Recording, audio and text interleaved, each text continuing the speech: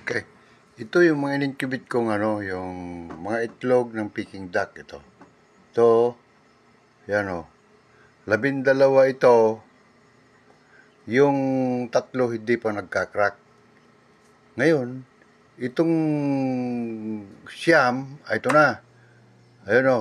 6 na yung napisa, mayroon pa dito sa baba, yun na una. Ito, yan o.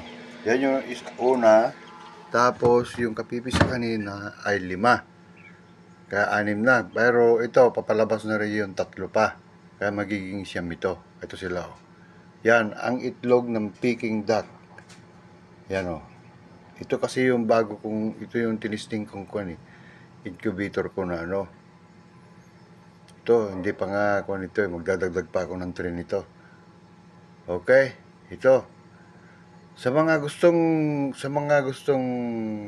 o kaya sa mga naghanap ng Peking duck, ay ito sila o. Ayan o. Yun o.